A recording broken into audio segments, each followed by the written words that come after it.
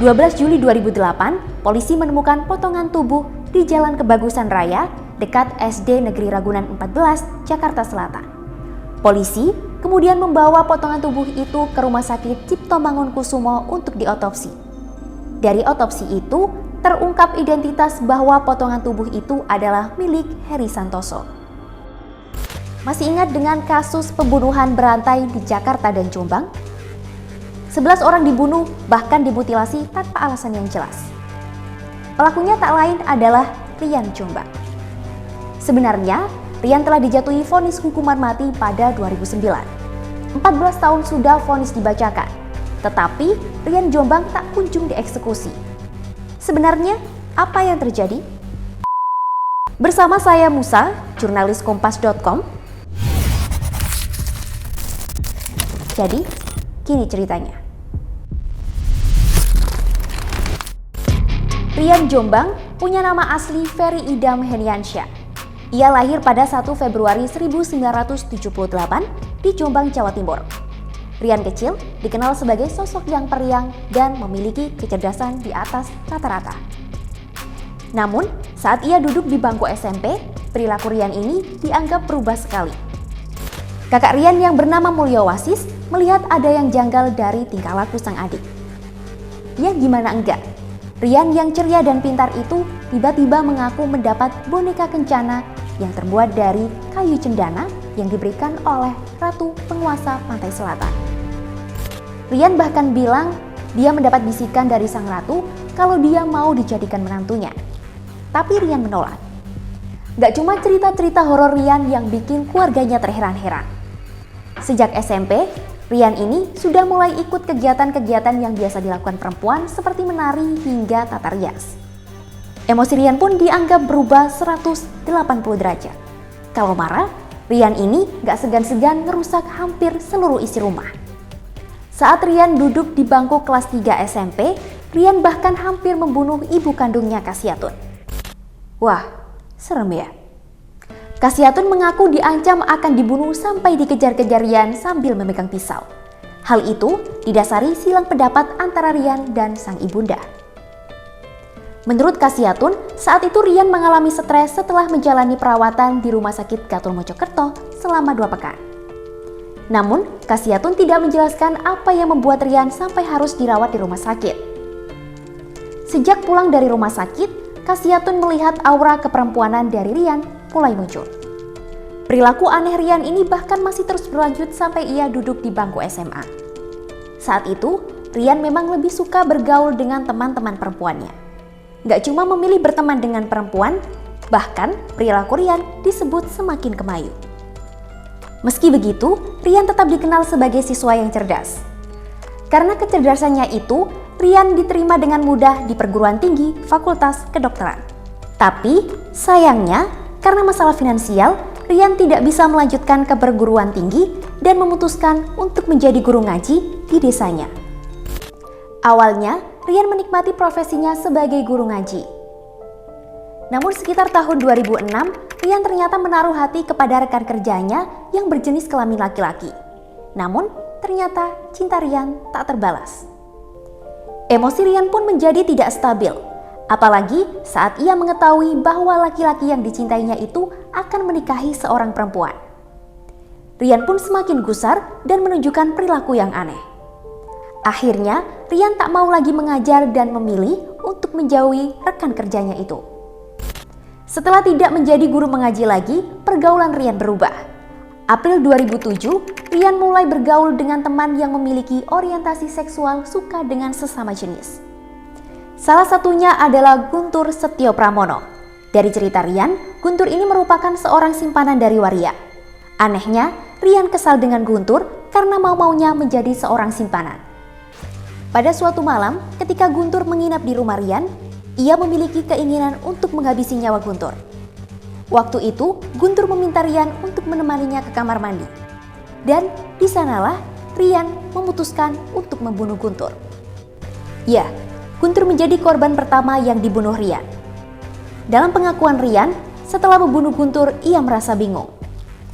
Rian sempat berusaha menenangkan diri sampai pada akhirnya memutuskan untuk mengubur jasad Guntur di bekas kolam ikan di belakang rumah orang tuanya. Setelah membunuh, Rian merasa ada yang mengganjal dan seperti mendapat beban pikiran. Tapi entah kenapa peristiwa itu malah kembali terulang. Rian kembali membunuh. Ini selang waktunya nggak lama dari kematian Guntur. Korban kedua Rian ini bernama Agustinus Fitri Setiawan. Tapi motif membunuh Agustinus ini nggak jelas. Hanya saja jasad Agustinus dikuburkan Rian di samping Guntur. Aksi Rian tidak berhenti, ia malah seperti ketagihan membunuh. Sampai akhir tahun 2007, Rian sudah membunuh 5 orang lainnya yang detailnya tidak diketahui. Tetapi semua korban Rian itu dikuburkan di belakang rumah orang tuanya. Dan Januari 2008, Rian kembali membunuh lagi. Kali ini, korban Rian adalah seorang pesinetron muda bernama Grady Adam. Grady dan Rian kerap bersama di tempat gym dan salon.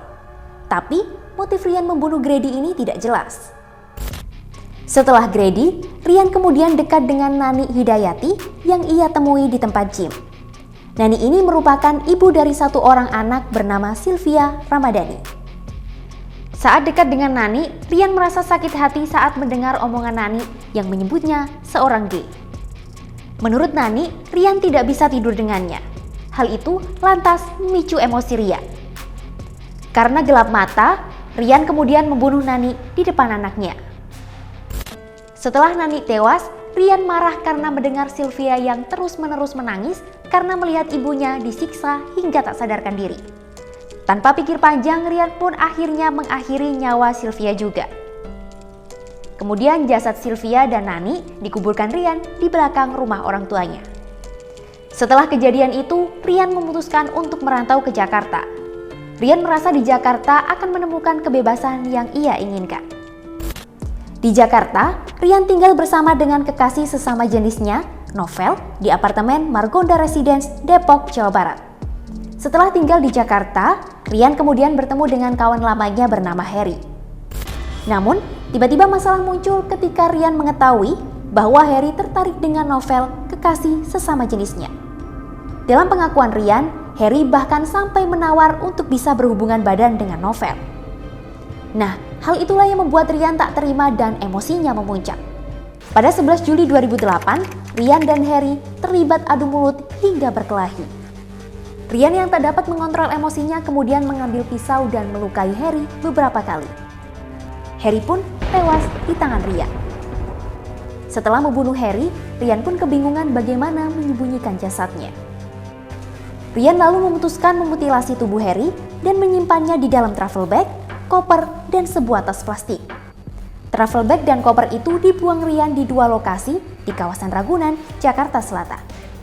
Setelah membuang jasad Harry, Rian kemudian mengambil kartu kredit dan ATM milik Harry. Dengan uang Harry itu, Rian kemudian berfoya-foya sampai membelikan sebuah ponsel baru untuk Novel.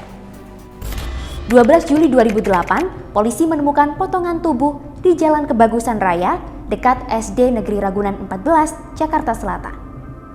Polisi kemudian membawa potongan tubuh itu ke Rumah Sakit Cipto Mangunkusumo untuk diotopsi. Dari otopsi itu, terungkap identitas bahwa potongan tubuh itu adalah milik Heri Santoso. Polisi kemudian melakukan pelacakan kartu kredit dan ATM milik Heri dan menemukan keterlibatan Rian dalam kasus ini. 15 Juli 2008, polisi berhasil meringkus Rian dan kekasihnya Novel di kosnya di Pesona Kayangan Depok. Rian dan Novel digiring ke Polda Metro Jaya untuk menjalani pemeriksaan. Dalam serangkaian interogasi yang dilakukan polisi, Rian mengaku telah membunuh Heri. Bahkan tak hanya Heri, Rian pun mengakui perbuatan kejinya telah membunuh 10 orang lainnya di Jombang. Polisi pun langsung mendalami kasus pembunuhan berantai yang dilakukan Rian. Di hadapan polisi, Rian mengaku menguburkan para korbannya di belakang rumah orang tuanya di Jombang. Polisi kemudian meminta Rian untuk menunjukkan lokasi di mana korban-korban itu dikuburkan. Rian kemudian menunjukkan kepada polisi di mana ia menguburkan para korbannya dengan tenang. Padahal perbuatan yang dilakukannya itu sangat sadis. Hal ini membuat polisi curiga dengan kondisi kejiwaan Rian yang terganggu. Polisi kemudian meminta psikiater melakukan pemeriksaan terhadap Rian. Dari hasil pemeriksaan yang dilakukan, ditemukan hasil yang cukup mengejutkan. Psikiater bilang, Rian memalsukan kondisi kejiwaan alias berpura-pura seperti orang memiliki gangguan jiwa supaya terlihat tidak normal. Hasil pemeriksaan oleh pakar kedokteran jiwa bidang kedokteran dan kesehatan Polda Jawa Timur tidak ditemukan adanya tanda-tanda gangguan kejiwaan pada Rian. Artinya, Rian normal dan tidak mengalami kegilaan saat melakukan perbuatan sadisnya itu. Ternyata, kepribadian Rian saat itu mengacu pada pengalaman dan tekanan masa kecil. Pakar juga membenarkan Rian memiliki kepribadian menyukai sesama jenis, di mana Rian bertindak sebagai perempuan dalam hubungannya. Rian juga memiliki ciri-ciri kepribadian khusus seperti sangat sensitif, mudah marah, dan mudah tersinggung. Setelah penyelidikan selesai, Rian kemudian menjalani sidang perdana kasus pembunuhan disertai mutilasi di Pengadilan Negeri Depok pada 26 November 2008. Dalam sidang perdana itu, Rian didakwa dengan pasal berlapis yakni 338, 339, dan 340 tentang perencanaan pembunuhan dan penyembunyian alat-alat bukti. Setelah melewati rangkaian persidangan, akhirnya tibalah saat pembacaan vonis.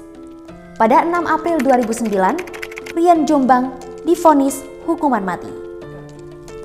Rian terbukti secara sah dan meyakinkan melakukan tindak pidana pasal 340 KUHP tentang pembunuhan berencana terhadap Heri Santoso. Setelah divonis hukuman mati, Rian pun merasa keberatan. Rian kemudian mengajukan banding dan kasasi, namun ditolak. Karena ditolaknya upaya hukum tersebut, Rian kemudian mengajukan permohonan peninjauan kembali ke Mahkamah Agung, tapi lagi-lagi banding itu ditolak. Rian tetap dijatuhi hukuman mati. Hayo, udah pada subscribe channel Jadi Gini Ceritanya belum? Banyak cerita menarik loh, yuk buruan di subscribe. Kamu mau cerita apa? Komen di bawah ya. Tapi yang menjadi pertanyaan, kasus ini telah bergulir 14 tahun dan sampai kini Rian tak kunjung dieksekusi. Lalu, mengapa Rian tak kunjung dieksekusi meski telah menunggu belasan tahun? Usut punya usut, eksekusi mati tak kunjung dilakukan terhadap Rian karena pihak terkait masih harus memastikan hak hukum yang harus dipenuhi oleh terpidana. Kasih-Penkum Kejati Jawa Barat Dodi Ghazali Emil mengatakan, pihaknya berhati-hati dan memang terdapat proses-proses hak hukum yang dapat ditempuh oleh Rian sebelum dieksekusi. Itulah yang membuat Rian tak kunjung dieksekusi mati.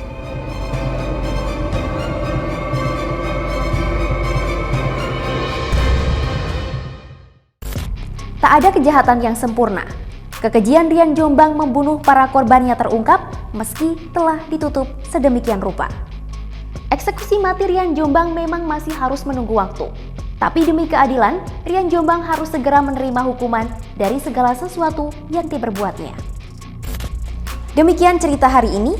Saya Musa, sampai jumpa di cerita-cerita selanjutnya.